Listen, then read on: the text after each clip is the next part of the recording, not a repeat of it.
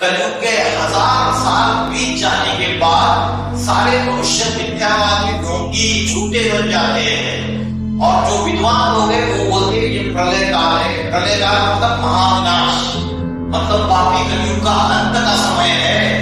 और पापी कलयुग के अंत की निशानी क्या है, अभी प्रूफ क्या है कि इस कलयुग का अंतिम समय है। तो आज का जो टॉपिक है ये भारत की सच्ची हिस्ट्री और ज्योग्राफी। स्कूल कॉलेज यूनिवर्सिटीज में जो हिस्ट्री ज्योग्राफी सिखाई जाती है वो हिस्ट्री ज्योग्राफी कहीं ना कहीं उसमें सच्चाई नहीं है। तो भारत की सच्ची हिस्ट्री ज्योग्राफी क्या है ये आज हम देखेंगे। आज का कार्यक्रम शुरुआत करने से पहले 2 मिनट के लिए हम ध्यान करेंगे भगवद गीता में अध्याय 6 में 12वां श्लोक और 13वां श्लोक। इसमें ध्यान की विधि बताई है। आपको सभी को ये ध्यान की विधि में बताऊंगा, वो आप जीवन में आपके पूरी काम आएगी। आप इसको अप्लाई कर सकते हैं अपने लाइफ में। आपको सभी को सीधा बैठना है, गर्दन सीधी, सिर सीधा, पीठ सीधी। आपको सभी को मस्तक के बीच में जहां पे भारत की कन्याएं बिंदी लगाती है और पुरुष लोग जहां पे टीका लगाते हैं, मस्तक के बीच में जिसको कहते हैं भ्रुकुटी, भ्रुकुटी में आपको ध्यान लगाना है।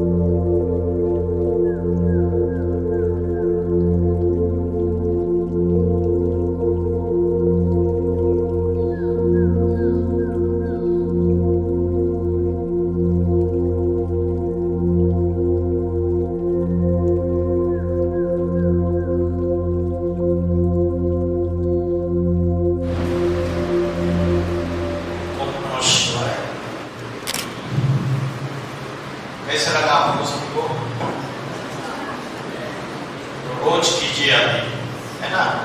मैंने जो आपको बताया, जैसे आकाश में स्टार चमकता है वैसा स्टार भ्रुकुटी के बीच में चमक रहा है।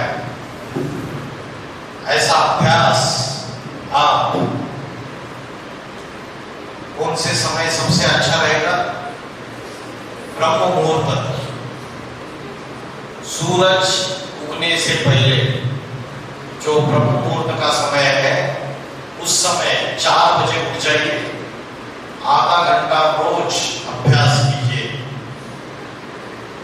जिनको दिमाग में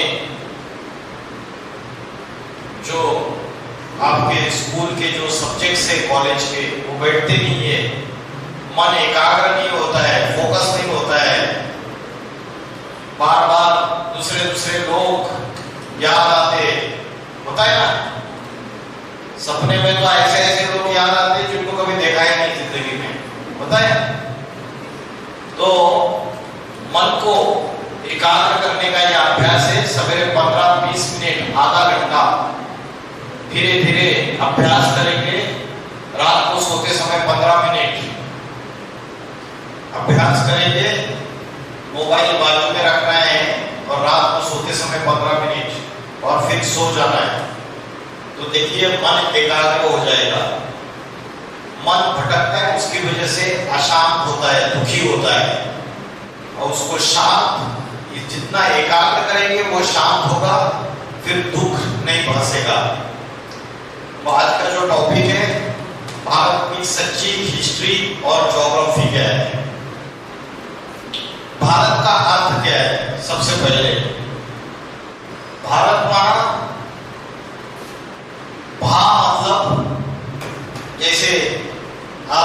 होगा आभा। आभा किसी का नाम है इधर? प्रभा, आभा, प्रभा। तो भा मतलब रोशनी और रथ मतलब जो लगा हुआ है, जो ज्ञान की रोशनी में ही रथ है, लगा हुआ है, वो भारत। तो भारत सिर्फ जड़ जमीन नहीं है, हिमालय से लेके कन्याकुमारी तक ये जड़ जमीन भारत नहीं है।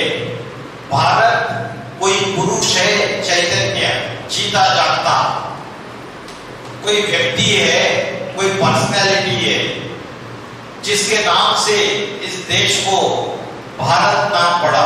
जैसे आप क्या बोलते हैं? राम को कहते हैं आदि पुरुष, बोलते हैं ना। शिव शंकर भोलेनाथ को बोलते हैं आदिदेव। तो कोई प्रथम पुरुष है जिसके नाम से इस धरती को भारत नाम पड़ा, जिसकी ज्ञान की रोशनी से अज्ञान अंधकार का विनाश हो गया। तो भारत की जो कहानी है वो 5000 साल पुरानी है। आपको जो चित्र दिख रहा है, एक सीढ़ी दिख रही है, और ये जो सीढ़ी दिख रही है, इस सीढ़ी में सबसे ऊपर लिखा है, आपको शायद दिखाई नहीं दे रहा है, भारत के उत्थान और पतन की 84 जन्मों की कहानी, ऐसे लिखा हुआ है। तो जो प्रथम पुरुष है वो भी जन्म मरण के चक्र में आता है। कोई हीरो है, जैसे कोई मूवी देखते हैं तो उसमें एक हीरो होता है और एक विलन होता है। तो राम है हीरो और रावण है विलन। तो वो जो प्रथम पुरुष है वो भी जन्म मरण के चक्र में आता है। तो उसके उत्थान और पतन की कहानी, और वो हीरो जन्म मरण के चक्र में आता है, वो नीचे की तरफ जाता है तो सारी दुनिया, वो लीडर है, उसके पीछे पीछे जाती है।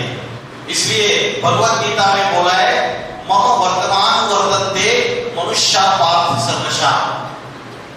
जो सारे मनुष्य है वो मेरे ही मार्ग का अनुसरण करते हैं, मुझे ही फॉलो करते हैं।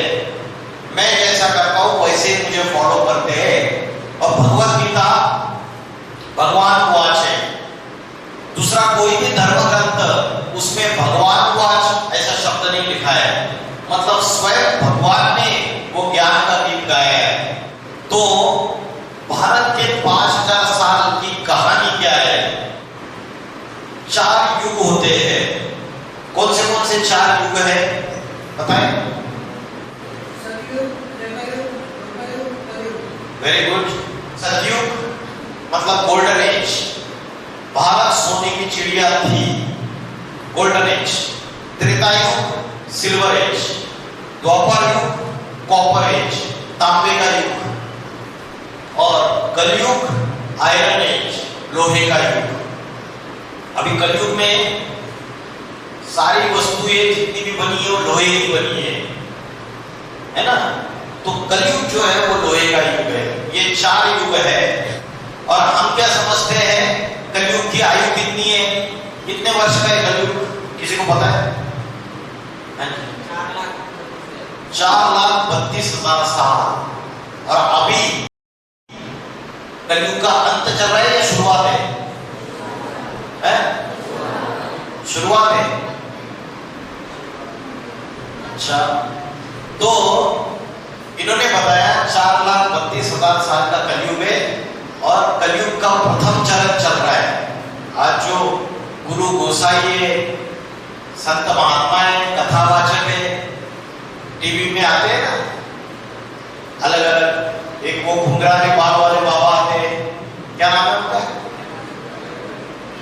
घुंघराले बाल अनिरुद्धाचार्य। उसके बाद प्रेमानंद महाराज, उसके बाद बागेश्वर सरकार, आपकी वो भी आती है जया किशोरी, है ना। तो सभी कथावाचक जितने भी संत महात्मा वो क्या बोलते?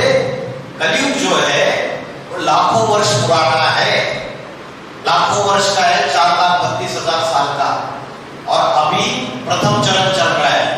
लेकिन ये बात सरासर झूठी है और मिथ्या है।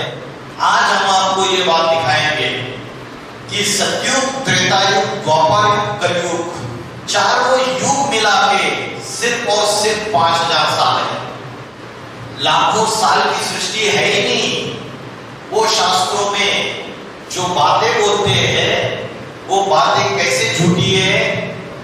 अभी आटे में, दाल में, नमक में, तेल में, खाने पीने की चीजें में, पहनने वाले कपड़ों में, सारी चीजों में मिलावट हो गई या नहीं हो गई? मिलावट है या नहीं है? मिलावट हो गई।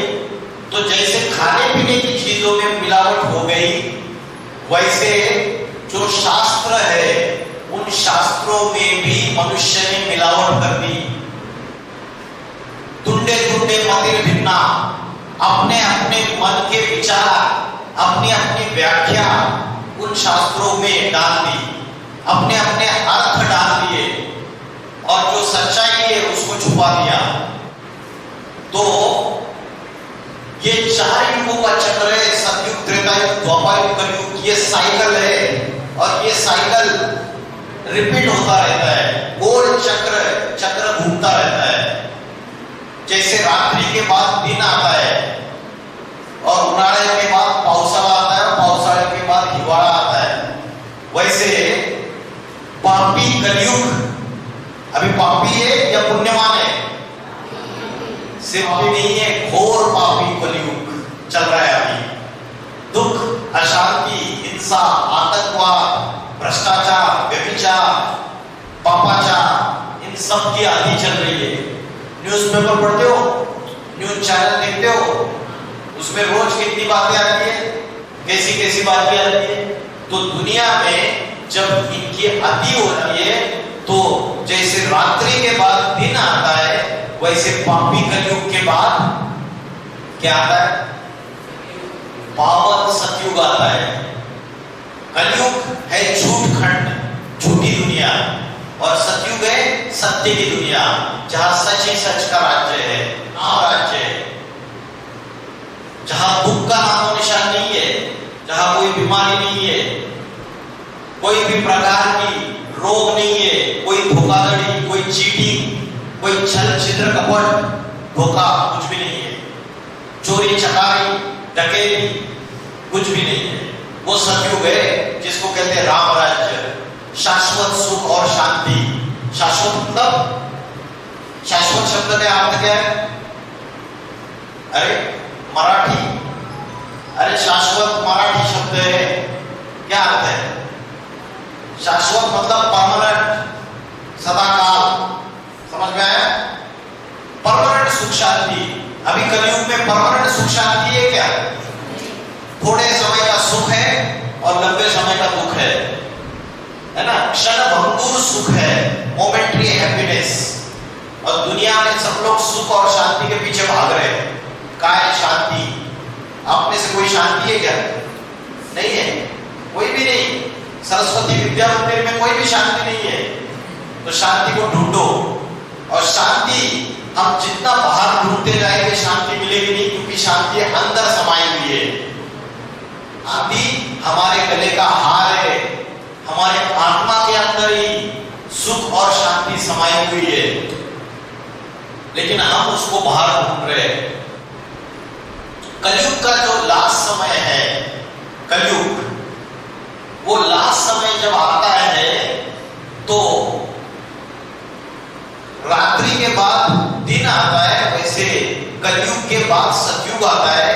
तो ये जो युग परिवर्तन का समय है, इसको बोलते हैं, क्या बोलते हैं, क्या लिखा है? संगम युग। जैसे दो नदियों का संगम होता है, वैसे पापी कलयुग और पावन सतयुग का भी संगम होता है। तो ये जो 100 साल का जो समय है, इसको बोलते हैं संगम युग, जो ट्रांसफॉर्मेशन होता है ना? दुनिया का सुधार होता है, वो संगम युग है।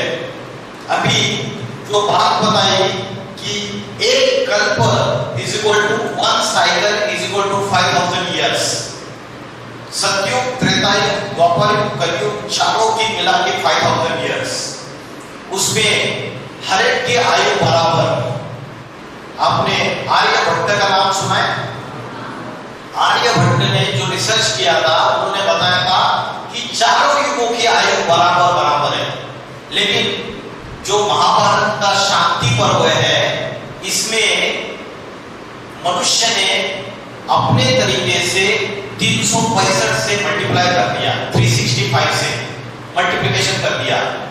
महाभारत के शांति पर्व में बोला है कि चारों युगों की मिला के आयु 12,000 वर्ष है।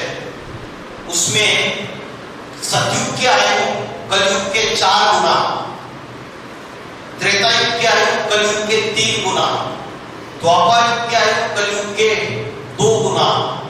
तो इस तरीके से उन्होंने कैलकुलेशन किया और इन्होंने सतयुग दिखा दिया 4800 वर्ष का, कलयुग दिखा दिया 1200 वर्ष का, द्वापर युग दिखा दिया 2400 वर्ष का और त्रेतायुग दिखा दिया 3600 वर्ष का। 12 को 2 से मल्टीप्लाई करो 24, 3 से मल्टीप्लाई करो 36 और 4 से मल्टीप्लाई करो 48। तो 4800 साल का सतयुग, 4800 वर्षाचं। उसके बाद त्रेतायुग 3600, द्वापर युग 2400 और कलयुग 1200। टोटल मिला के 12,000 साल। ऐसा करके महाभारत के शांति पर्व, महाभारत में अलग अलग पर्व है, 18 पर्व है। जैसे भगवत गीता में 18 अध्याय है, वैसे महाभारत में 18 पर्व है। तो इन्होंने चारों युगों की आयु 12,000 साल बताई।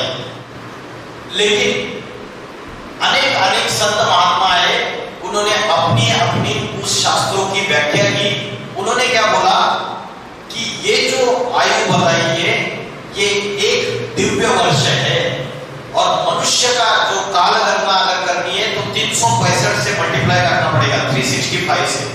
तो उन्होंने 1200 को 365 से मल्टीप्लाई किया तो 4,32,000 साल आ गया। उन्होंने अपने मन से मल्टीप्लाई किया। लोकमान्य तिलक को जानते? लोकमान्य तिलक ने का रहस्य में ये बोला कि जो दिव्य वर्ष 365 से जो मल्टीप्लाई किया, ये गलत है, ये रॉन्ग कैलकुलेशन है। उसके बाद डॉक्टर संपूर्णानंद है, उन्होंने भी बोला जो दिव्य वर्ष का कैलकुलेशन है 365 से मल्टीप्लाई करने का, ये रॉन्ग कैलकुलेशन है। तो शास्त्रों में मिलावट हो गई। अनेक अनेक लोगों ने अपने अपने मतांतर मिक्स कर दिए और चारों युगों की आयु लाखों वर्ष दिखा दी। 4,32,000 साल का कलयुग, 8,64,000 साल का द्वापर युग, उसके बाद कितना 16,96,000 का त्रेतायुग और उसके दुगना मतलब 32 लाख साल का समथिंग अराउंड 33 लाख उसका सतयुग। ऐसे मिला के टोटल उसका एडिशन कर दिया तो इतनी बड़ी कल्प की आयु बता दी। और इसकी वजह से हमें सच्ची हिस्ट्री भारत की और सच्ची ज्योग्राफी पता नहीं चली। तो ये जो मिस्टेक किया इन्होंने, तो इसका क्या प्रूफ प्रमाण है कि ये सारे रॉन्ग प्रूफ है? इसका प्रूफ प्रमाण क्या है? भगवत गीता में 16वें अध्याय में अगर जाएंगे तो भगवत गीता में 16वें अध्याय में बोला है ये जो संसार है, ये जो दुनिया है, इसमें जो प्राणी है ये 2 कैटेगरी में डिवाइड किए। सिर्फ 2 कैटेगरी, वो 2 कैटेगरी बताया। एक है देवता और दूसरा है राक्षस। और श्लोक आया है 16 अध्याय में 6वां श्लोक, वो भूत सर्वो लोको अस्मिन् दैव आसुरच, मतलब देवता और राक्षस ये 2 ही कैटेगरी है। जबकि मनुष्य भी कैटेगरी होनी चाहिए थी, लेकिन भगवत गीता में बोला 2 ही कैटेगरी है, देव और दानव। और मुस्लिम लोग भी मानते हैं कि फरिश्ता और क्या बोलते हैं, शैतान, इब्लिस। और क्रिश्चियन लोग मानते एंजल और डेमन, दो ही कैटेगरी। इसका मतलब क्या है? मनुष्य ही अच्छे कर्म करता है तो देवता बनता है, और मनुष्य ही पाप कर्म करता है तो राक्षस बनता है। अभी सब लोग राक्षस है ना, सबके अंदर राक्षसी प्रवृत्तियां है या नहीं है? भगवत गीता में 16वां अध्याय पढ़िए, उसमें लिखा है दैवी गुण कौन से और राक्षसी प्रवृत्तियां कौन सी है। गुस्सा आता है नहीं आता है? आता है ना छोटी छोटी बात पे। तो गुस्सा आना, क्रोध आना, ये राक्षसी प्रवृत्ति है। तो राक्षस है ना। राम और रावण की युद्ध हमारे अंदर ही चल रही है। राम मतलब हमारे अंदर की अच्छाई, देवत्व, और राक्षसी रावण मतलब हमारे अंदर की राक्षसी प्रवृत्तियां।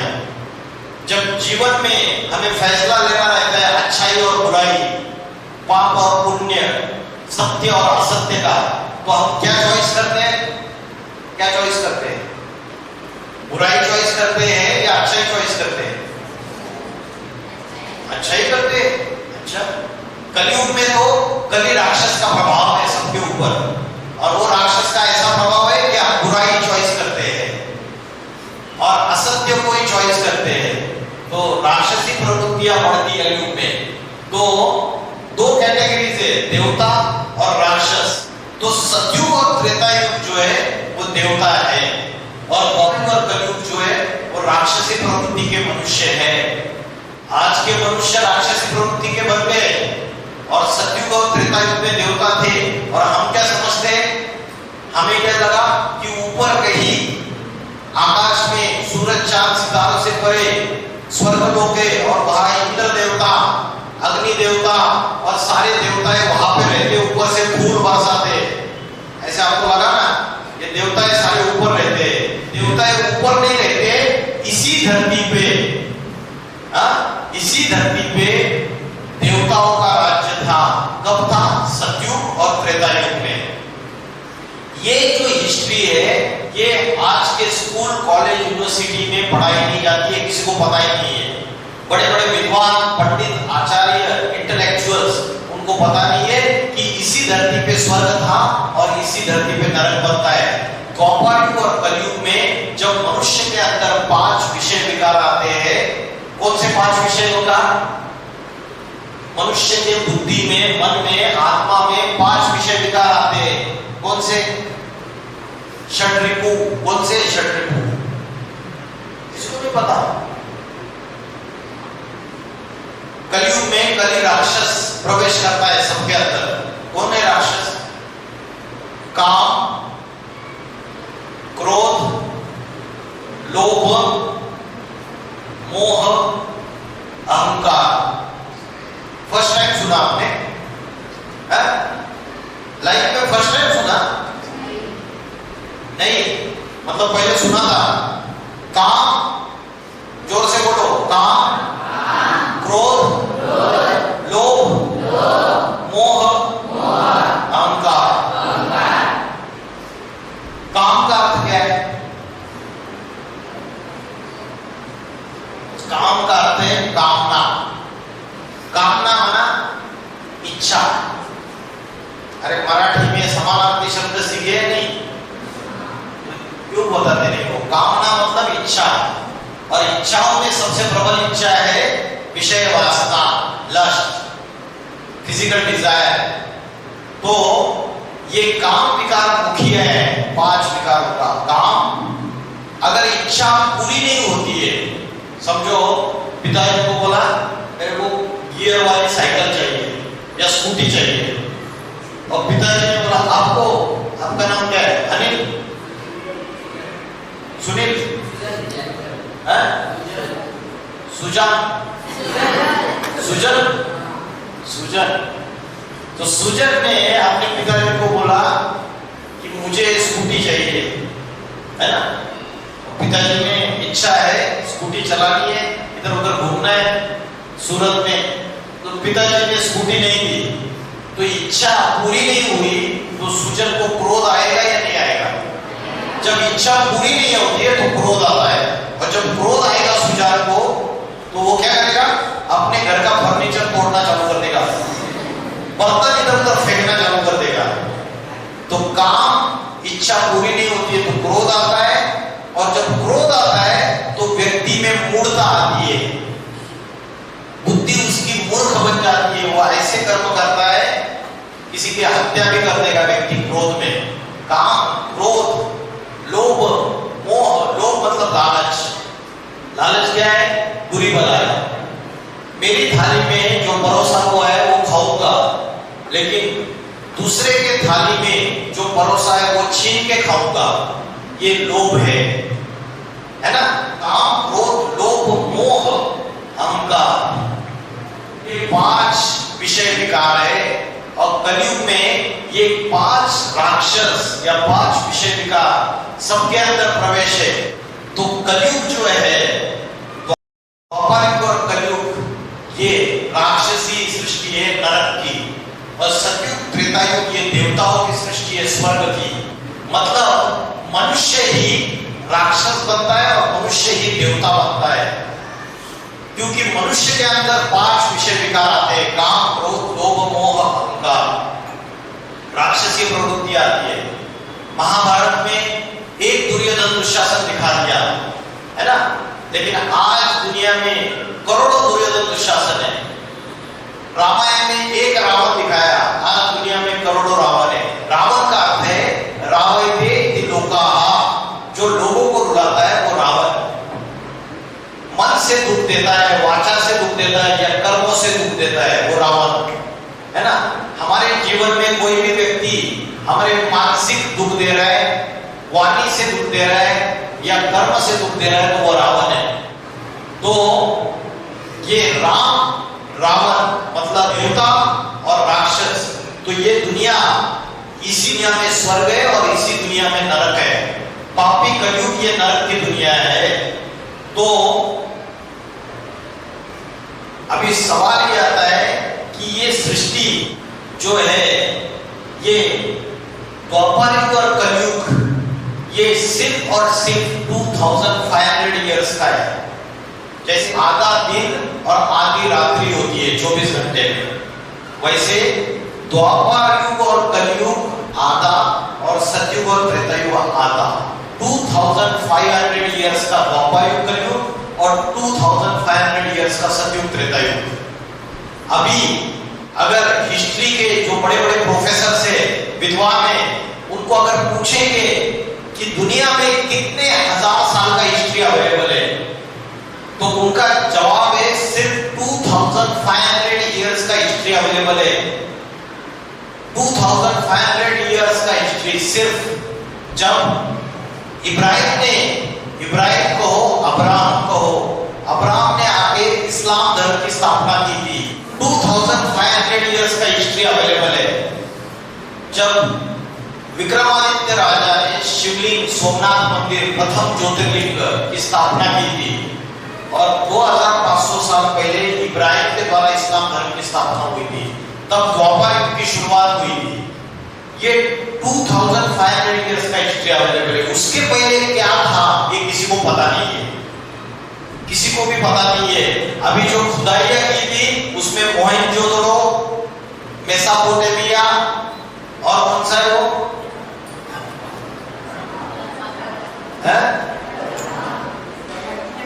हड़प्पा, इनकी जो सिविल, इनकी जो सभ्यता मिली है ना, इस सभ्यता, उसके जो स्टडी किया गया वो 4000 5000 साल ज्यादा से ज्यादा पुराना है, इससे पुराना नहीं है करके पता चला।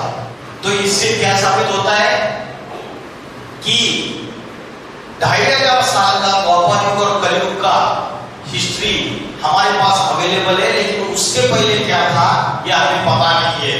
जो हिस्ट्री किसी को पता नहीं है तो स्कूल, कॉलेज, यूनिवर्सिटी में भी क्या सिखाएंगे। तो इसी धरती पे स्वर्ग की दुनिया थी, देवताएं थे, और इसी धरती पे द्वापर युग और कलयुग नरक की दुनिया है, मनुष्य राक्षसी प्रवृत्ति के बन जाते हैं। तो इसका जो एग्जाम्पल है या इसका प्रूफ है कि ये कलयुग जो है वो सिर्फ 1250 साल का है। तो कलयुग सिर्फ द्वापर युग और कलयुग मिला के 2500 ईयर्स, उसमें कलयुग 1250 साल और द्वापर युग 1250 साल। मैंने आपको महाभारत में शांति पर्व बताया और उस शांति पर्व का रेफरेंस देके मैंने आपको समझाया कि शांति पर्व में ये बात बोली है कि ये सारे युगों की जो आयु है वो 4800 साल है। तो आपको एक बात पता होगी कि जब हमें कोई सुख मिलता है, सुख मिलता है तो हमें पता भी नहीं चलता है, लेकिन अगर दुख मिलता है तो हम एक एक दिन गिनते हैं। तो दिन गिनना कब चालू होते हैं? जब दुख मिलता है। तो सतयुग और त्रेता युग में सुख की दुनिया है। तो ये जो कैलेंडर आज जो हम कैलेंडर तैयार हुआ है जिसको बोलते हैं जॉर्जियन कैलेंडर, विक्रमी संवत, शक संवत, हिजरा संवत, ये जितने भी कैलेंडर है ये जो गिनती चालू की हमने ये द्वापर युग से गिनती चालू की या द्वापर युग के बाद। और सतयुग त्रेता युग में सुख था, तो सुख था तो हमको दिन गिनने की जरूरत ही नहीं, खुशी खुशी, आनंद ही आनंद, और हमेशा सुख ही सुख का राज्य था। तो एक कहावत है, समय तू जल्दी जल्दी बीत, सुख में तू बिल्कुल ना ठहरे, लाख बिताए तुझ पर पहले, दुख में तू बिल्कुल जाए रुक, ये कैसी तेरी रीत, समय तू जल्दी जल्दी बीत। तो दुख में हम दिनों को गिनते हैं और सुख में हमें पता नहीं चलता है। इसलिए जो कैलेंडर्स बने, ये सारे कैलेंडर्स जो है ये द्वापर युग से जब दुख आया, 5 विषय विकार आए, काम क्रोध लोभ मोह अहंकार मनुष्य के अंदर, तब से दिन गिनना चालू हो गया, तब से कैलेंडर आया। इसलिए अभी कितना चल रहा है? 2025 चल रहा है। और हम जो कैलेंडर यूज कर रहे हैं, जीसस क्राइस्ट क्रिश्चियन धर्म की जो स्थापना हुई वो कब हुई पता है? अब से 2000 साल पहले क्रिश्चियन धर्म की स्थापना हुई। और क्रिश्चियन धर्म स्थापन होने के बाद जो बोलते हैं उसको बोलते हैं एडी, और क्रिश्चियन धर्म स्थापन होने के पहले बोलते हैं बीसी। सुना है आपने? बीसी माना बिफोर क्राइस्ट और एडी माना आफ्टर क्राइस्ट। तो आज से 2000 साल पहले क्रिश्चियन धर्म स्थापन हुआ, उस समय से भी एक कैलेंडर चल रहा है उसके बाद से। और विक्रम संवत, शक संवत, ये हिजरा संवत, ये सारे कैलेंडर चल रहे हैं। तो इससे साबित होता है कि हमारे पास जो काल गणना है, दिन गणना है, वो सिर्फ 2-2.5 हजार साल की है। एक शास्त्र है ब्रह्म वैवर्त पुराण। उस ब्रह्म वैवर्त पुराण में एक बात आई है कि काले पंच सहस्त्राणि वर्षाणि तिष्ठ भूतले पापानो पापिनो यानी तुभ्यं दास्यति स्नानता।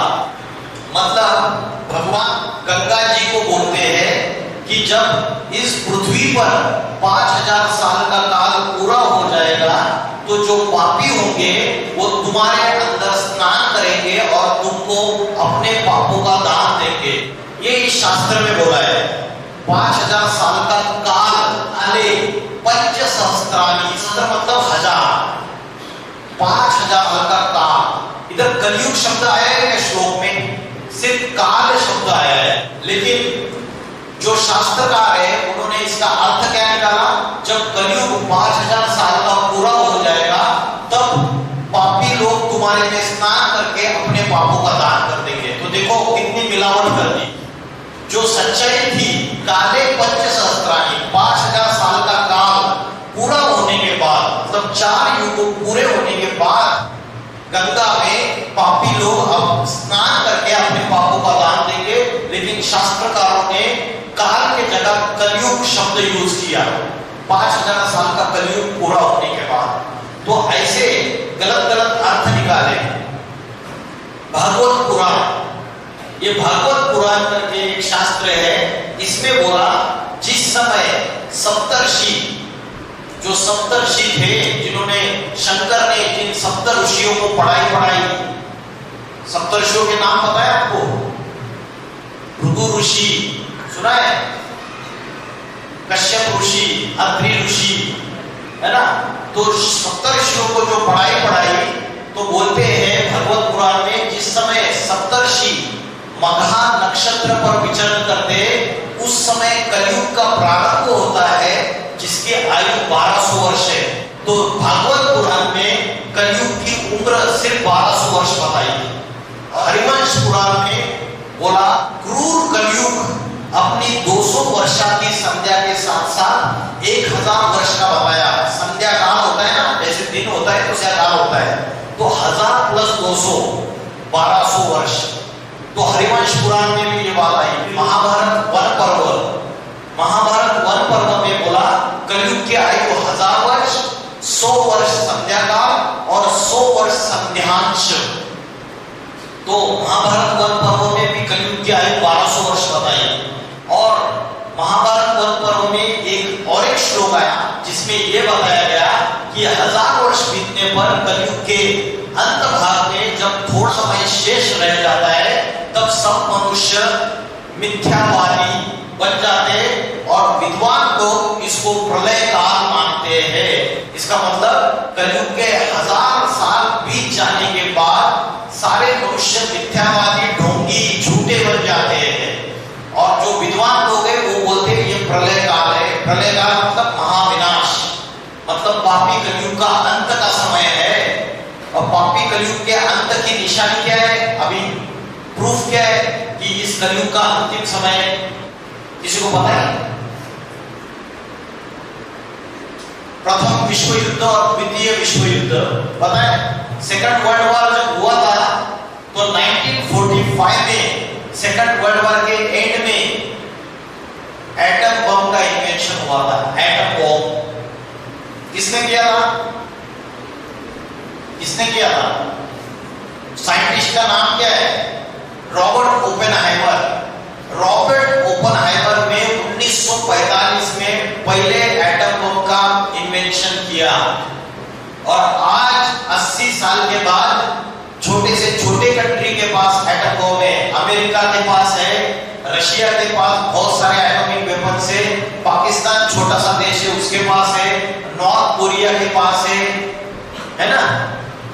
तो कलयुग की अंतिम निशानी है। इसका प्रूफ ये है कि मनुष्य ने ये जो एटम बम तैयार किए, मनुष्य ने अपने विनाश के सारे साधन तैयार किए।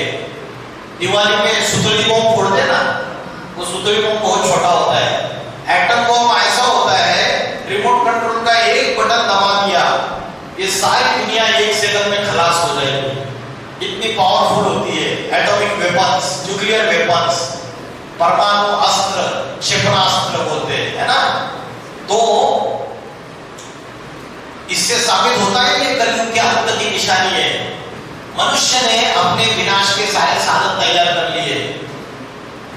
शेख चिल्ली जिस डाली पर बैठा है पेड़ की, उसी डाली को काट रहा है, तो खुद भी नीचे गिरेगा या नहीं गिरेगा? गिरेगा। तो वैसे मेरे घर के नीचे बारूद बिछाई हुई है, तो मैं घर में सुरक्षित हूं?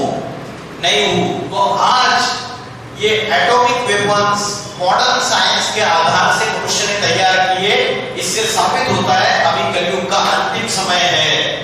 तो मैंने आपको महाभारत वन पर्व, उसके बाद मैंने आपको हरिवंश पुराण, मैंने आपको भागवत पुराण, इसमें अलग अलग जो रेफरेंसेस है उसके बारे में बताया। बाइबल में बोला है कि क्राइस्ट ने जब क्रिश्चियन धर्म स्थापन किया, उससे 3000 साल पहले दुनिया में स्वर्ग था, पैराडाइज था, हेवन था। तो क्राइस्ट ने क्रिश्चियन धर्म स्थापन कब किया पता है आपको? आज से 2000 साल पहले। आज से 2000 साल पहले क्रिश्चियन धर्म स्थापन हुआ, और उससे 3000 इयर्स बैक में, मतलब 3000 साल पीछे जाएंगे तो उस समय क्या था? स्वर्ग था, हेवन था, पैराडाइज था। ये बाइबल में ये चीज बोली हुई है। तो सारे शास्त्र जो है ये साबित करते हैं कि कलयुग की जो आयु है 1200 साल या 1250 साल पुरानी है। महाभारत वन पर्व, हरिवंश पुराण, बाइबल सबकी बात बताई। दिल्ली में एक बिरला मंदिर है लक्ष्मी नारायण का। दिल्ली में गए हो कभी? इस बार आपके प्रिंसिपल सर को बोला हमारी पिकनिक दिल्ली लेके जाओ। दिल्ली में लाल किला है, कुतुब मीनार है ना, और बिरला मंदिर है।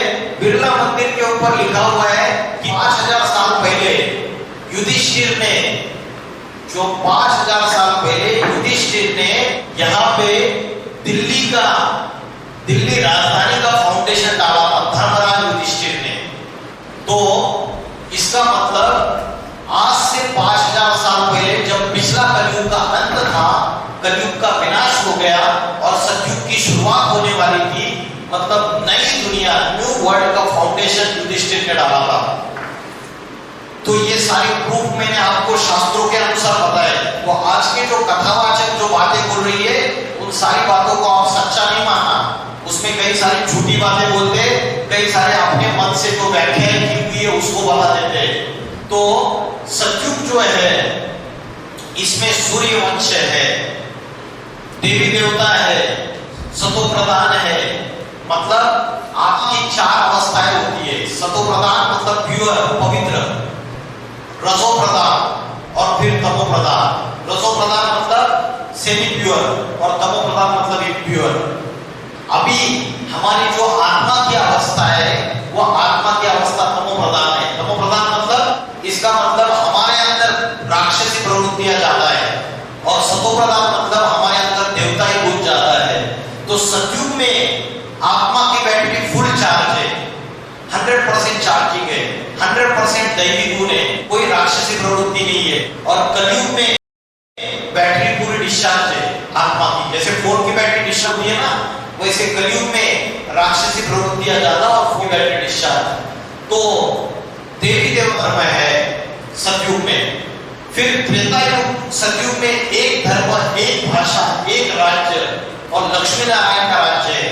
और सतयुग में 5 विषय विकार नहीं है, काम, क्रोध, लोभ, मोह, अहंकार। और जब सतयुग की शुरुआत होगी, कलयुग का अंत होगा, तो इतनी आबादी रहेगी, क्या पॉपुलेशन, अभी कितनी पॉपुलेशन है भारत की? 140 करोड़। एक ही को आता है 140 करोड़ है, बाकी को पता ही नहीं था कितनी है पॉपुलेशन। 140 करोड़। और सारी दुनिया की, वर्ल्ड की पॉपुलेशन कितनी है अभी? कितनी है? 800 करोड़, 8 बिलियन, 800 करोड़। तो अगर कलयुग का विनाश हो जाएगा, तो जो नई दुनिया सतयुग आएगा, तो उसमें सारे के सारे 800 करोड़ हो जाएंगे क्या नई दुनिया में? फिर से वही दंगा, वही प्रॉब्लम, वही समस्या, खाने पीने के वादे। अभी तो पीने का पानी भी नहीं मिल रहा है शहरों में। जमीन के नीचे वाटर की लेवल कम होती जा रही है। पहले 50 फीट 100 फीट में पानी मिलता था, अभी 300 फीट 400 फीट नीचे खुदाई करो फिर भी पानी नहीं मिल रहा है। तो सारे नहीं जाएंगे सतयुग में, कितने जाएंगे? कम जाएंगे। जो जाएंगे वो होंगे जिन्होंने अपनी आत्मा को पवित्र बनाने का अभ्यास किया, अपने मन बुद्धि को पवित्र बनाने का अभ्यास किया, अपने मन को कंट्रोल किया, इंद्रियों को कंट्रोल किया, जिन्होंने 5 विषय विकारों को भस्म कर दिया, काम, क्रोध, लोभ, मोह, अहंकार। वो जो मनुष्य से देवता बनेंगे, दैवी गुण धारण करेंगे, ऐसे 9 लाख आबादी होगी सतयुग के शुरुआत में। 9 लाख पॉपुलेशन होगी। और सतयुग में जब शुरुआत होगी, तो शुरू तो एक पुरुष और एक स्त्री से होगी, एक कपल, पहला जोड़ा। कौन होगा वो पहला जोड़ा? क्या नाम है उनका? मुस्लिम लोग बोलते हैं आदम और हव्वा, प्रथम पुरुष और प्रथम स्त्री दुनिया की। क्रिश्चियन लोग बोलते हैं एडम और ईव। जैन लोग बोलते हैं आदिनाथ, आदिनाथिनी। और हिंदू लोग बोलते हैं कौन है प्रथम पुरुष और प्रथम स्त्री? लक्ष्मी नारायण। लक्ष्मी नारायण को आदिदेव, आदिदेवी, शंकर और पार्वती, आदि पुरुष, आदि स्त्री, सृष्टि के जगत पिता और जगत माता, इनसे ये सारी सृष्टि की शुरुआत हो गई। तो ये सृष्टि के प्रथम पुरुष और प्रथम स्त्री है, और इनसे की शुरुआत होगी। और पॉपुलेशन सतयुग में 9 लाख। तो अभी कलयुग के अंत में जो सुधर रहे हैं, अभी जो समय है संगम युग का, मैंने बताया ना कलयुग का अंत और सतयुग की शुरुआत, उसके बीच में 100 साल का संगम युग है। ये 100 साल का संगम युग, क्या खासियत है इसमें? इसमें ये खासियत है, इस समय परमात्मा शिव स्वयं इस धरती पर अवतरित होते हैं साधारण मनुष्य शरीर में। भगवत गीता में बोला है भगवान का आने का समय बताया है। कौन सा समय भगवान का आने का? यदा यदा हि धर्मस्य ग्लानिर्भवति भारत, जब धर्म की ग्लानि होगी, अधर्म का बोलबाला होगा, और तब मैं दुर्जनों का विनाश करने के लिए, सज्जनों की रक्षा करने के लिए आता हूं। तो अभी का ये जो समय है, कलयुग का अंतिम समय, ये परमात्मा इस समय धरती पर अवतरित हो चुके हैं। वो जब आते हैं तो सद्गुरु, शिक्षक, टीचर बन के आते हैं, गुरु बन के आते हैं। इसलिए हम क्या बोलते हैं? गुरुर् ब्रह्मा गुरुर्देवो महेश्वर। तो शिव जब आते हैं तो ब्रह्मा, विष्णु और महेश, इन तीनों के द्वारा स्थापना, नई दुनिया की स्थापना, देवी देवता धर्म की स्थापना और पापी कलयुग का विनाश शंकर के द्वारा, और जो नई दुनिया आएगी सतयुग, उसकी पालना लक्ष्मी नारायण के द्वारा, मतलब विष्णु के द्वारा। तो ये कार्य भगवान स्वयं आगे अभी कर रहा है वर्तमान में, लेकिन हम उसको पहचान नहीं पा रहे। क्यों नहीं पहचान पा रहे? क्योंकि पापी कलयुग का प्रभाव है हमारे मन बुद्धि में, जो विषय विकार भरे हुए, इसलिए हम उसको पहचान नहीं पा रहे। रामचंद्र कह गए सिया से, ऐसा कलयुग आएगा, आगे हंस चुगेगा दाना और कौवा मोती खाएगा। आज की दुनिया में सूरत में जो मेन मार्केट है सूरत का, वहां असली हीरा, असली डायमंड बेचने की दुकान किसी ने खोल दी है ना। तो 10-15 दिनों में आजू बाजू में 15-20 दुकानें खुल जाती है, और वो नकली हीरा बेचते हैं, डुप्लीकेट हीरा। तो असली डायमंड कौन बेच रहा है और नकली डायमंड कौन बेच रहा है, पहचानना मुश्किल हो जाता है कलयुग में। और जो नकली डायमंड बेच रहा है उसका माल बहुत बिक्री होता है, और जो असली डायमंड बेच रहा है उसको कोई पूछता नहीं है। वैसे भगवान इस दुनिया में कलयुग के अंत में जब आते हैं साधारण मनुष्य शरीर में, उसको दुनिया वाले पहचान नहीं पाते। जो नकली गुरु गोसाई, जो कथावाचक पंडित बन के जो न्यूज चैनल में, टीवी चैनल में, हमको आस्था चैनल में, संस्कार चैनल में दिखाई दे रहे, जो झूठे हैं, सच्चे नहीं है, तो वो दिखाई दे रहे, उनके सामने लाखों लोग आते हैं और असली हीरे को कोई पहचान नहीं पाता। तो कलयुग के अंतिम समय संगम युग में खासियत यह है कि भगवान शिव इस धरती पर अवतरित हो चुके हैं, और वो स्वयं हमको पढ़ाई पढ़ाते हैं। जब तक वो पढ़ाई नहीं पढ़ेंगे तब तक भारत की सच्ची हिस्ट्री और ज्योग्राफी पता नहीं चलेगी। अभी सारी मिलावट हो चुकी है। तो सतयुग में एक धर्म, एक राज्य, एक भाषा, और अभी कलयुग में कितने धर्म है? अभी कलयुग में कितने धर्म है पता है क्या? 10 धर्म है। सूर्यवंश, चंद्रवंश मतलब हिंदू धर्म है, क्रिश्चियन है, इस्लामी है, बौद्धी है, सिख है, आर्य समाजी है, मुस्लिम है, नास्तिक है, अनेक अनेक धर्म है। तो 10 धर्म का 10 मुख का रावण राज्य फैला हुआ है। किसी व्यक्ति को एक से ज्यादा मुख है तो वो 2 मुख से 2 बातें करेगा। बोलते दोगला है क्या? बोलते ना 2 मुंहा सांप है। तो वैसे रावण को 10 मुख दिखाए, इसका अर्थ है कि 10 मुख से 10 अलग अलग प्रकार की बातें करता है। तो दुनिया में 10 धर्म फैले हुए हैं, ये 10 धर्म आपस में लड़ाई झगड़ा कर रहे हैं, अलग अलग बातें कर रहे हैं। तो ये रावण राज्य फैला हुआ है। भगवान आके क्या करता है? अनेक धर्म, अनेक राज्य का विनाश करके एक धर्म, एक राज्य, एक भाषा स्थापन करता है ना। अभी भाषाओं में भी झगड़े हैं आपस में। तमिलनाडु में जाएंगे ना तो बोलते हैं हिंदी नहीं बोलनी है, हिंदी मना कर देते हैं, हमारी तमिल ही भाषा बोलेंगे करके। तो भाषाओं में भी झगड़े, धर्म में झगड़े हैं।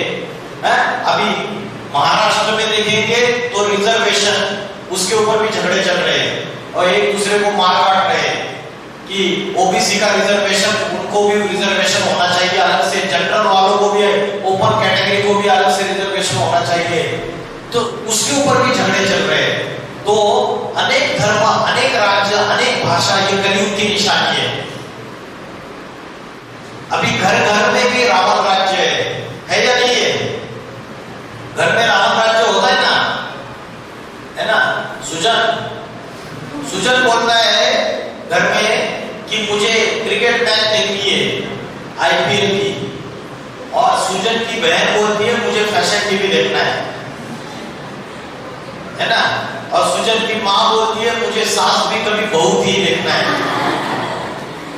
और सुजन के पिताजी बोलते हैं मुझे तो रेसलिंग देखना है, WWE। सारा ही झगड़ा।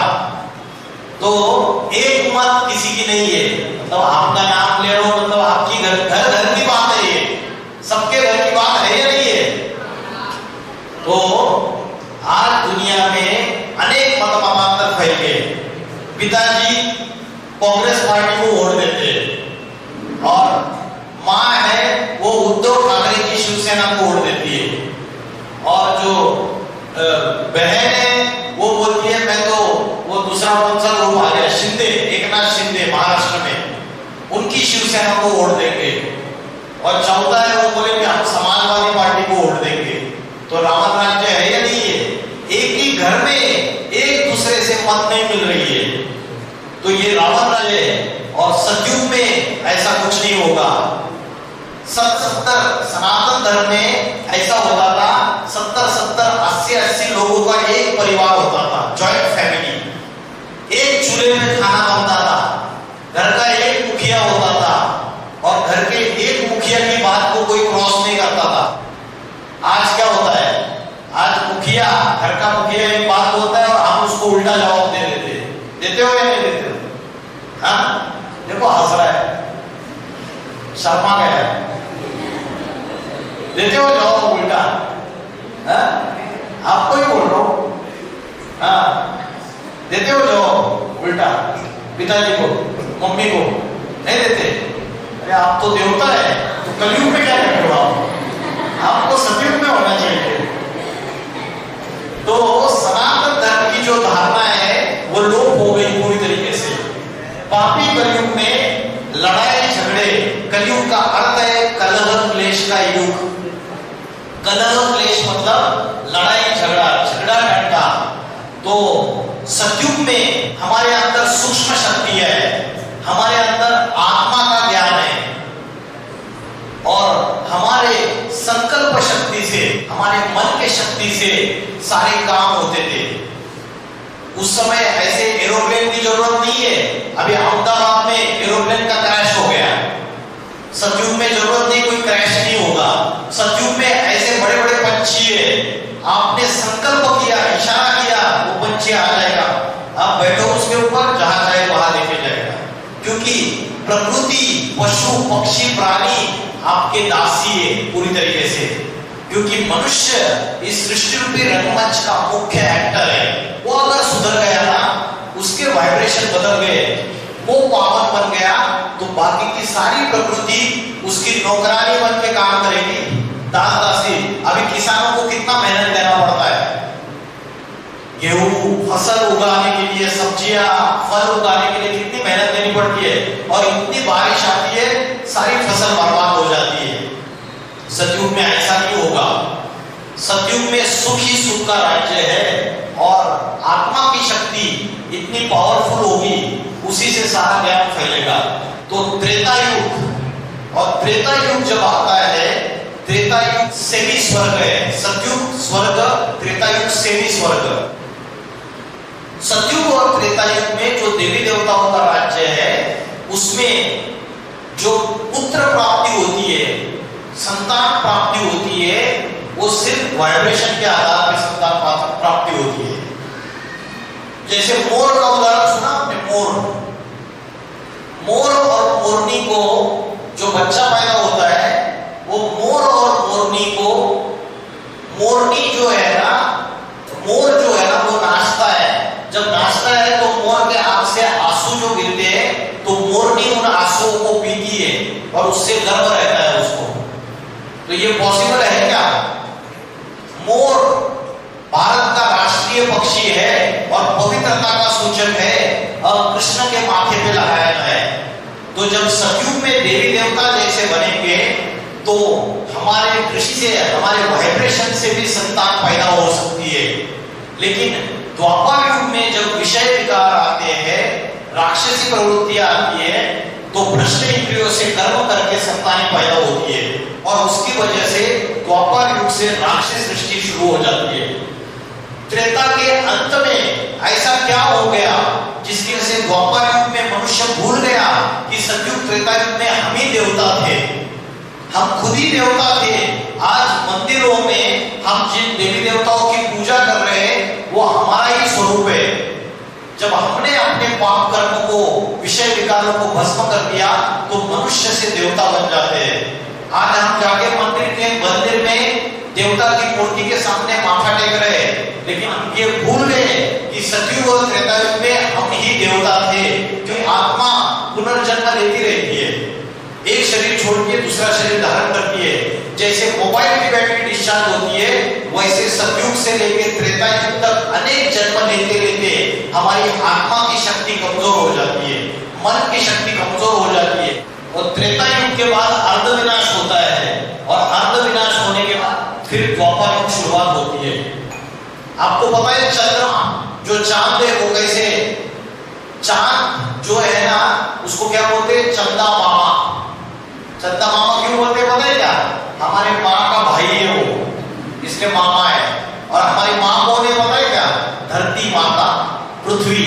इसका मतलब जो त्रेता के अंत में जब अर्ध विनाश हुआ तो जो प्रशांत महासागर है, पैसिफिक महासागर, पैसिफिक महासागर का एक जो टुकड़ा था वो त्रेता में जब अर्ध विनाश हुआ तब वो टुकड़ा टूट के धरती से अलग हो गया और ऊपर चला गया और वो चंद्रमा के रूप में स्थित हो गया।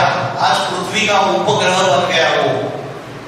जब कलयुग में अभी फाइनल विनाश हो जाएगा, दुनिया का पूरा नाश हो जाएगा, महाप्रलय आ जाएगा, तो वो चंद्रमा फिर से आके पैसिफिक ओशन में, प्रशांत महासागर में फिर से आके गिर जाएगा और वो धरती का हिस्सा बन जाएगा। तो अगर चंद्रमा के जो भी स्ट्रक्चर है उसका अगर स्टडी किया तो अर्थ के अंदर जो स्ट्रक्चर है, अर्थ के अंदर क्या क्या होता है पता है आपको? अर्थ का सरफेस कैसे बनता है? मेंटल क्रस्ट होता है ना, सुना है ज्योग्राफी में? अर्थ में अलग अलग लेयर्स होते हैं ना, सुना है क्या कभी? क्या बोलते हैं उसको मराठी में? तो वैसे जिस मूल द्रव्यों से, जिन पदार्थों से, जिन एलिमेंट से अर्थ बनी हुई है, उसी एलिमेंट से चंद्रमा बना हुआ है। वो चंद्रमा अर्थ का हिस्सा था। ये ज्योग्राफी, ये हिस्ट्री किसी को पता नहीं है, या आज के साइंटिस्ट को भी पता नहीं है। तो अगर स्टडी करेंगे तो पता चलेगा कि ये सेम टू सेम अर्थ का ही एक पार्ट है।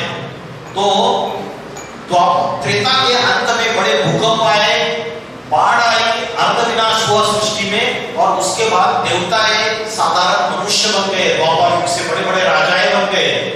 राजा विक्रमादित्य, उसको दुख हुआ, विषय विकार आए, विषय विकार आने से दुख हुआ, और जब दुख हुआ तो उसने मंदिर की स्थापना की। जब तक दुख नहीं होगा तो भगवान की याद नहीं आएगी। सतयुग और त्रेता युग में सुख है, देवी देवता, तो भगवान की याद करने की जरूरत नहीं है। जब द्वापर युग में दुख आया तो भगवान की याद करने के लिए मंदिर बनाना शुरुआत कर दिया।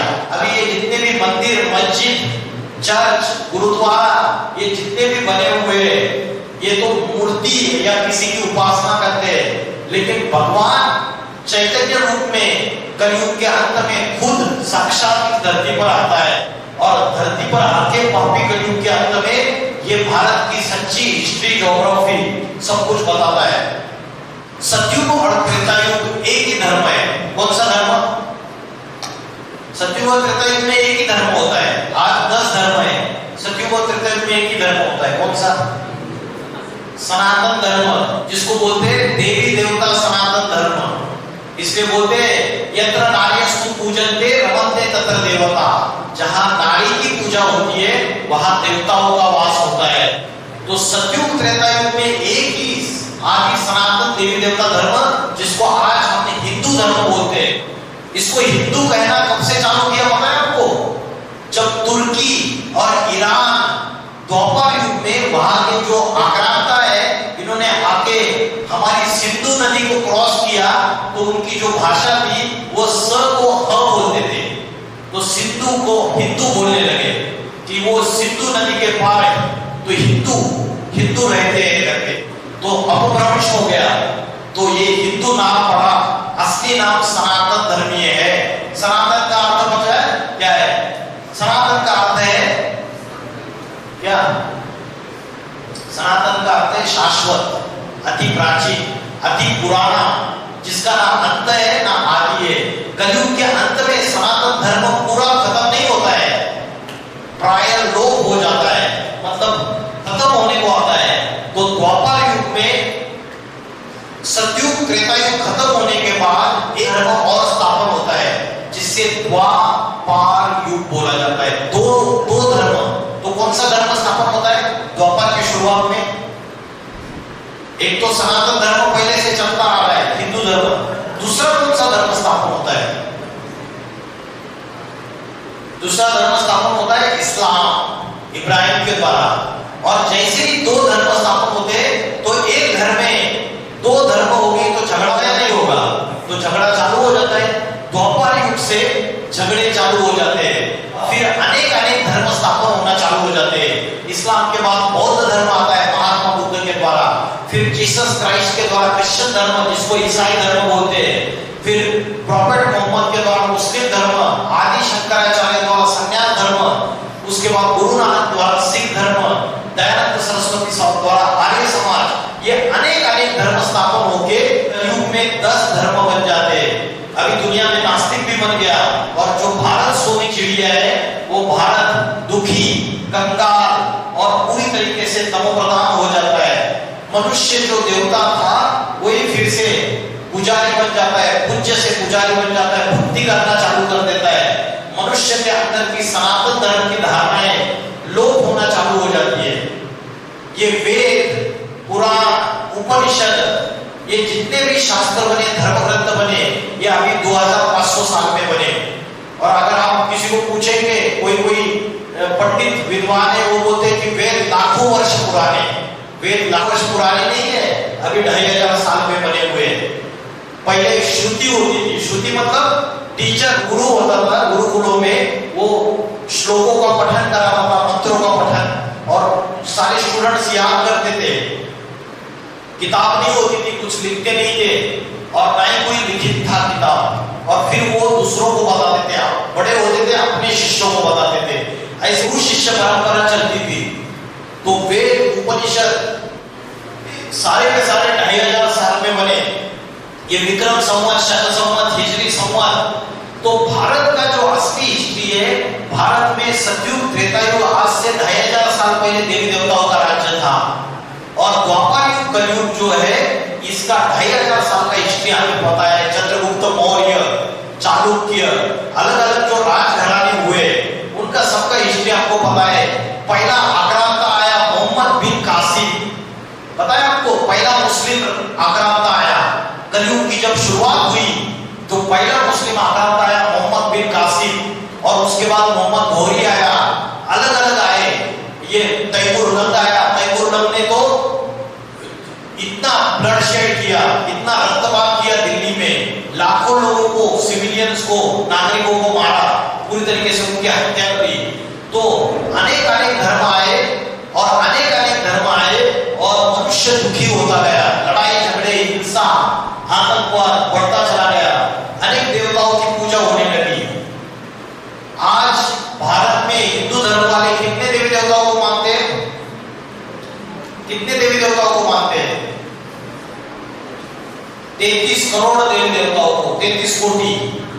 देवता अनेक होते हैं, लेकिन भगवान एक ही होता है।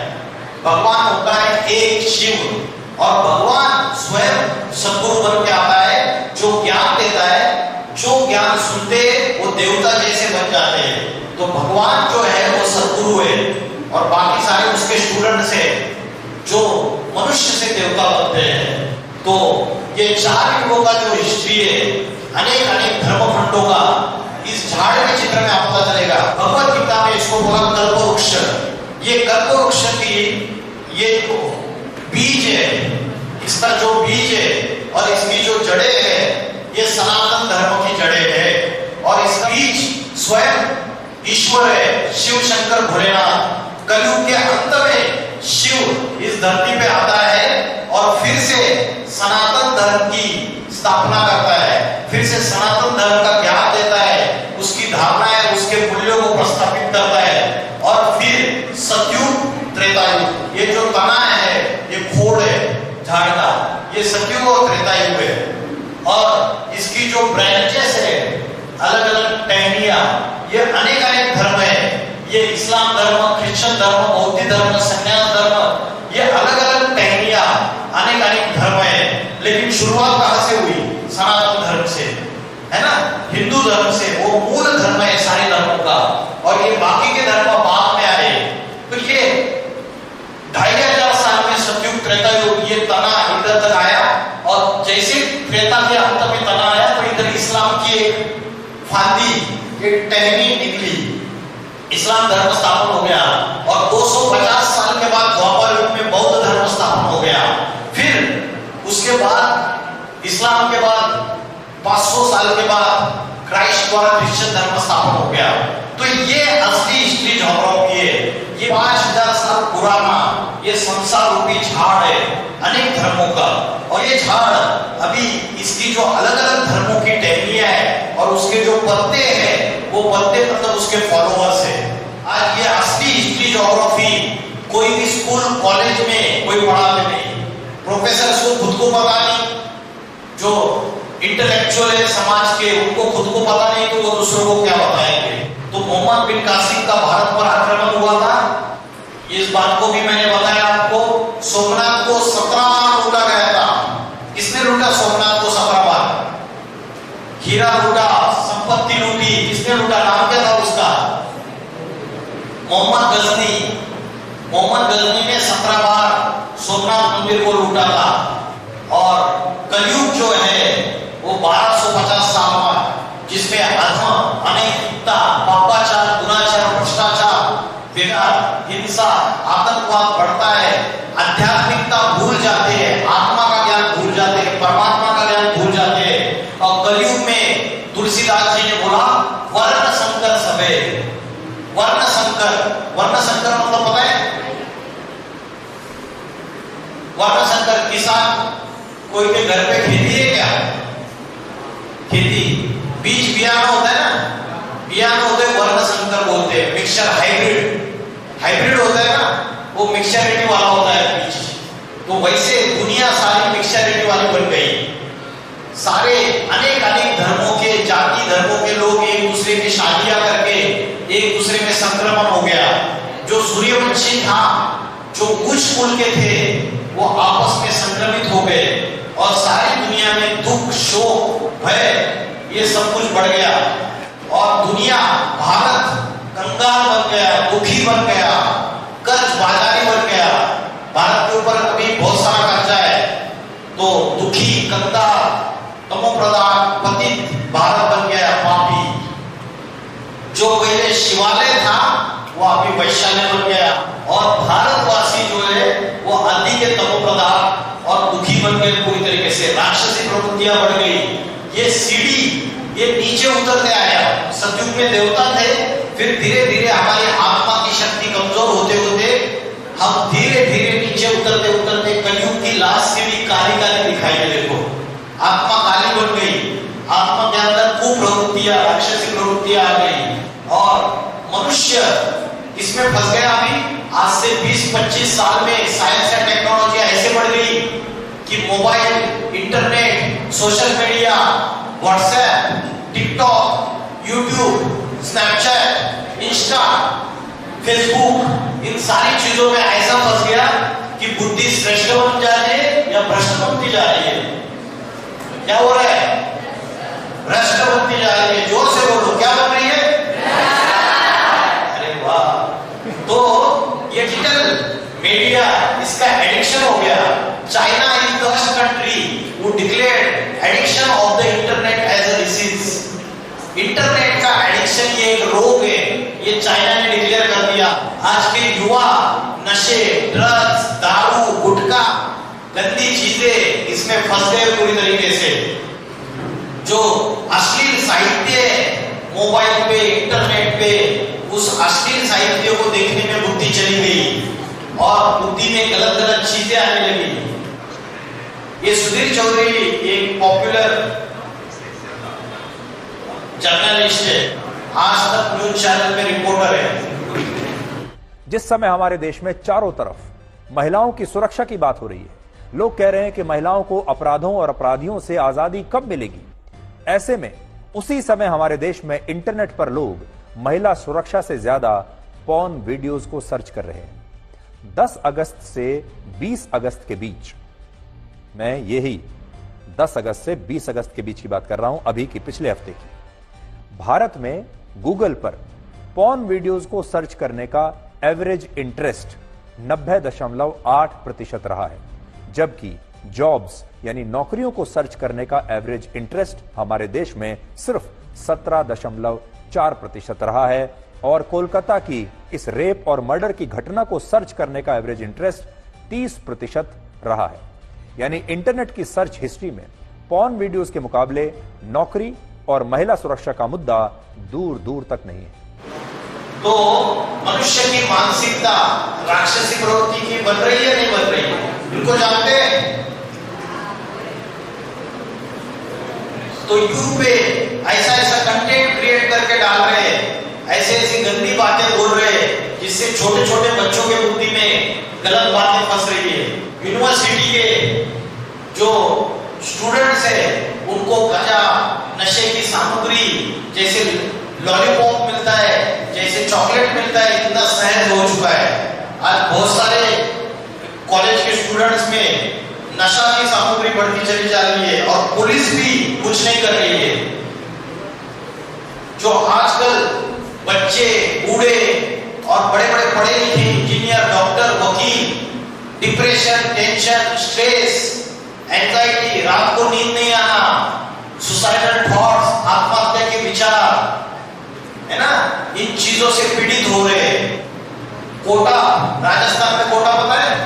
कोटा में कोचिंग इंस्टीट्यूट का है, वहां पे medical entrance exam, engineering entrance exam की प्रिपरेशन होती है। पिछले 4 सालों में 52 स्टूडेंट्स ने सुसाइड कर लिया। तो क्यों सुसाइड कर रहे हैं? वकील, डॉक्टर, इंजीनियर भी सुसाइड कर रहे हैं। क्यों? क्योंकि आत्मा का ज्ञान नहीं है, आत्मा की नॉलेज नहीं है।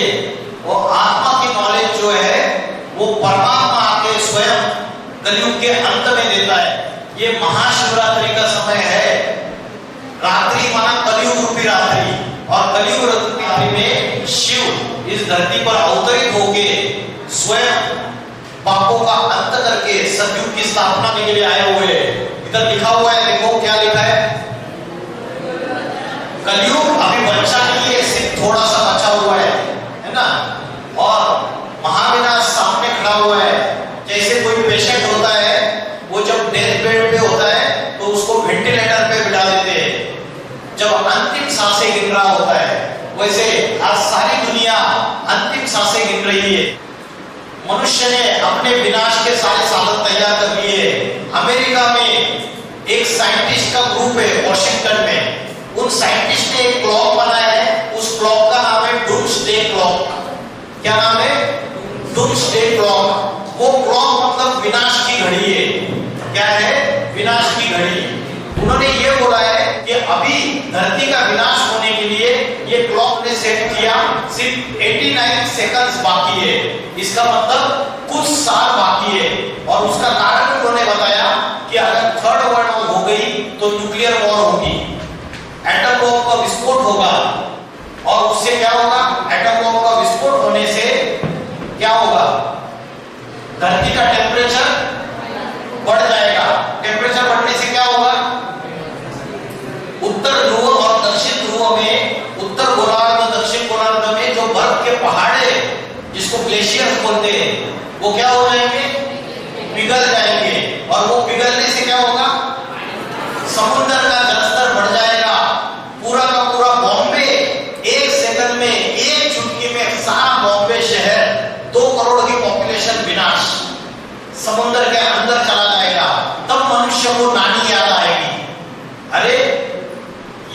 धरती का विनाश ऐसे भी हो सकता है। मनुष्य ने जंगल काटे, पेड़ काटे और कंक्रीट के जंगल तैयार किए, बड़ी बड़ी बिल्डिंग। भूकंप आएंगे तो बड़ी बड़ी इमारतें ताश के पत्ते के जैसे नीचे गिर जाएगी। नेचुरल कैलेमिटी, भूकंप, ज्वालामुखी, सुनामी, और सारी दुनिया में थर्ड वर्ल्ड वॉर हुआ तो न्यूक्लियर। परमाणु वैज्ञानिकों ने अपनी प्रलय घड़ी यानी इंग्लिश में कहें तो डूम्सडे क्लॉक को विनाश के और करीब सेट कर दिया है। इसे रात 12 बजे से महज 89 सेकंड पहले सेट किया गया है। इसका मतलब है कि मानवता का विनाश महज 89 सेकंड दूर है। पिछले साल इसे 1 सेकंड पीछे यानी 90 सेकंड पर सेट किया गया था। सीधे सीधे कहा जाए तो पिछले साल के मुकाबले इस साल खतरा बढ़ गया है। इसका कारण बताया गया है रूस द्वारा यूक्रेन पर हमले के बीच परमाणु खतरे को, विश्व के दूसरे प्रमुख स्थानों में तनाव और जलवायु परिवर्तन को, और सबसे अहम आर्टिफिशियल इंटेलिजेंस के सैन्य अनुप्रयोग को। देखिए, डूम्सडे क्लॉक या प्रलय घड़ी मानवता की तरफ आने वाले खतरे को दिखाने वाली एक प्रतीकात्मक घड़ी है। इसे bulletin of the atomic scientists या BAS नाम के संगठन द्वारा बनाया गया था, जिसमें जे रॉबर्ट ओपेनहाइमर और अल्बर्ट आइंस्टीन जैसे भौतिक विज्ञानी भी शामिल थे। पहले इसका मकसद मानवता को परमाणु युद्ध के खतरे के बारे में बताना था, पर इसका अब दायरा बढ़ चुका है। यह घड़ी हर साल जनवरी में BAS की सालाना बैठक के बाद सेट की जाती है। इसमें सबसे पहली बार समय 1947 में सेट किया गया था। यह समय रात के 12 बजने से 7 मिनट पहले यानी 11:53 रात्रि का समय निर्धारित किया गया था। घड़ी रात 12 बजे के जितने करीब सेट होती है, मानवता विनाश के उतनी ही करीब मानी जाती है। तीसरे विश्व युद्ध के कगार पे दुनिया खड़ी है, नहीं खड़ी है? न्यूज चैनल अगर न्यूज देख रहे हैं रोज तो पता चलेगा रशिया यूक्रेन की युद्ध चल रही है। नाटो कंट्री सारे के सारे यूक्रेन के साथ है। उसके बाद अमेरिका, ईरान, उसके बाद इजराइल, इनके बीच वॉर चल रही है। पैलेस्टाइन, इजराइल के बीच में लेबनान, इनके बीच में वॉर चल रही थी। चाइना ताइवान पे आक्रमण करना चाहता है। भारत पाकिस्तान की युद्ध चल रही है। तो सारे देश, सारे धर्म आपस में लड़ाई लड़ा कर रहे हैं। और तीसरा विश्व युद्ध हुआ तो न्यूक्लियर वॉर होगी, एटॉमिक वेपन्स का विस्फोट होगा, भूकंप होंगे, ज्वालामुखी फटेंगे।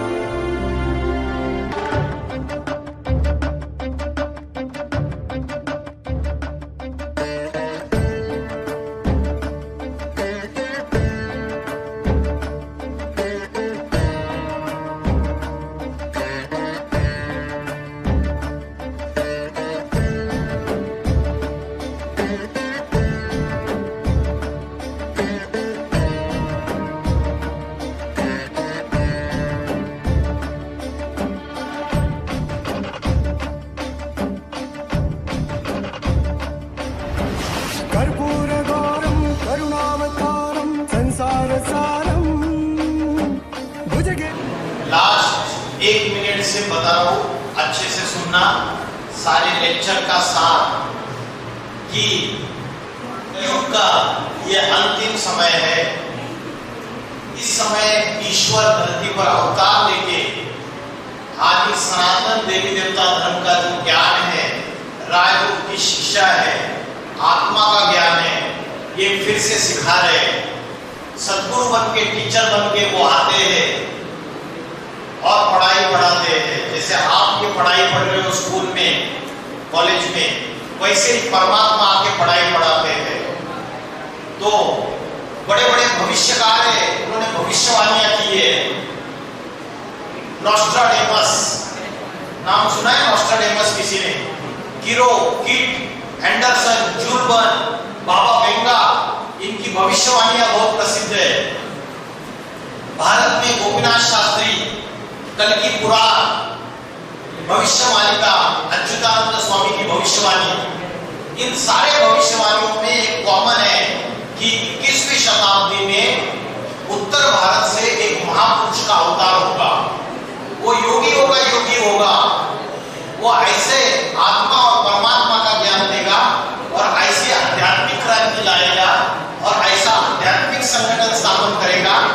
कि अनेक धर्म, अनेक जाति, अनेक भाषा, पापाचार का विनाश हो जाएगा और एक धर्म, एक जाति, एक भाषा, एक राज्य, वसुधैव कुटुंबकम स्थापन हो जाएगा। तो भगवान का अवतार, शिव का अवतार इस धरती पर हो चुका है। आध्यात्मिक विश्वविद्यालय के द्वारा स्वयं परमात्मा कार्य कर रहे, टीचर बन के पढ़ाई पढ़ा रहे। ये पढ़ाई आप पढ़िए, जीवन में उतारिए और मनुष्य से देवता बनने का अभ्यास कीजिए।